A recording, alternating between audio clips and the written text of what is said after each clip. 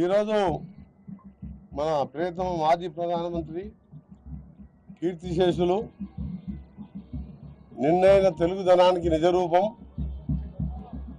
భాషలు 16 భాషలు మాట్లాడగలిగిన తెలుగులో చక్కగా మాట్లాడుతూ ఒక తెలంగాణ బిడ్డ దేశ ప్రధానిగా 5 సంవత్సరాల పాటు ఎవరు ఊహించని నిధిలో సంకీర్ణ ప్రభుత్వాన్ని నడిపించి ఆర్థిక సంస్కరణలు తీసుకొచ్చి మన్మోహన్ సింగ్ గారిని ప్రధానమంత్రిగా ఆర్బీఐ గవర్నర్ నుంచి ప్రధానమంత్రిగా పెట్టుకొని ఫైనాన్స్ మినిస్టర్గా పెట్టుకొని అంతకుముందు మన దేశ పరిస్థితి ఎట్లుందంటే మన దేశం ఆఖరి గోల్డ్ కూడా విదేశాలలో పెట్టి తీసుకుని వచ్చే పరిస్థితి నుంచి ఈరోజు మాట్లాడుతున్న ప్రభుత్వ పెద్దలు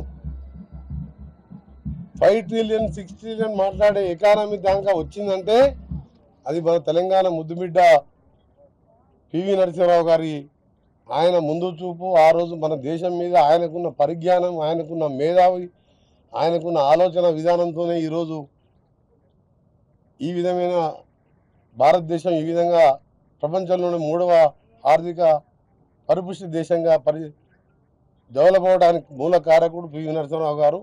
వారి 103వ జయంతి సందర్భంగా వారికి నివాళులు అర్పిస్తూ వారికి ఆత్మశాంతి కలగాలని భగవంతుని ప్రార్థిస్తూ భారతరత్న వారికి ఇవ్వడం కూడా చాలా సంతోషకరమైన విధంగా పివి నరసింహారావు గారు అంటే భూ సంస్కరణ ముఖ్యమంత్రిగా ఉన్నప్పుడే భూ సంస్కరణ చేపట్టిన వ్యక్తి.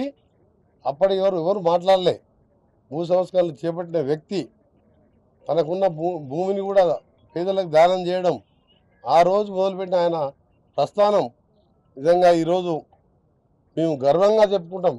మా కాంగ్రెస్ పార్టీ నాయకుడు ఇవాళ ప్రపంచంలో భారతదేశాన్ని ఈ స్థాయికి తీసుకొచ్చిందని చెప్పి పివి నరసింహారావు గారు.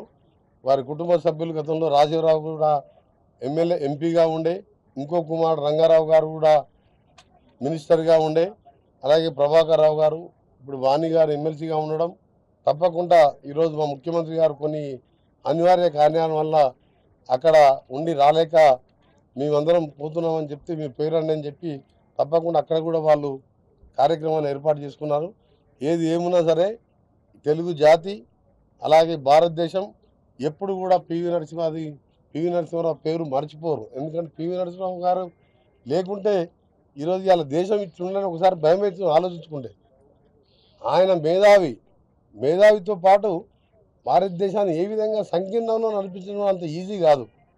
అలాంటి సంకీర్ణంలో ఇంత ఆర్థిక పురోగమనం తీసుకొచ్చింది. అలాంటి తెలుగు బిడ్డ, తెలంగాణ ముద్దు బిడ్డ, భారతరత్న పివి నరసింహారావు గారికి శ్రద్ధాంజలి ఘటిస్తున్నాం మరొకసారి. తప్పకుండా మా ప్రభుత్వం ఇక్కడ తెలంగాణ కాంగ్రెస్ ప్రభుత్వం కూడా వారి కుటుంబ సభ్యులకు కానీ వారు చేపట్టిన ఆశయాలు కానీ వాళ్ళ ఆలోచన విధానాన్ని కానీ తప్పకుండా ముందుకెళ్ళి తీసుకెళ్తామని మా ముఖ్యమంత్రి గారి తరఫున మా పార్టీ తరఫున నా తరఫున కూడా వారికి శ్రద్ధాంజలి ఘటిస్తూ ఆత్మశాంతి కలగాలని భగవంతుని ప్రార్థిస్తున్నాం.